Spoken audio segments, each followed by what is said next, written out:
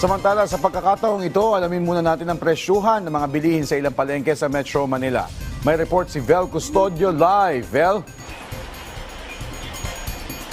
Rise and shine, Joshua, stable pa rin ang presyo ng ilang mga pangunahing bilihin kagaya ng presyo ng bigas at ng karne. Mabibili dito sa Kamuning Public Market ang 20 bigas meron na. Mabibili ang local rice ang 37 hanggang 42 pesos kada kilo.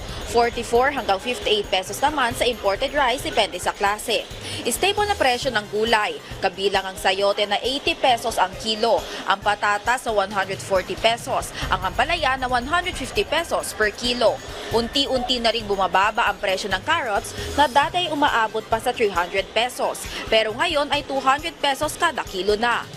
Pero ang 300 pataas naman ang presyo ng ilang mga highland vegetables kagaya ng broccoli na 320 pesos ang kilo at bell pepper na 350 pesos. Sa karneng baboy naman, stable ang presyo ng kasip at pigi na 390 per kilo habang 480 naman sa liempo.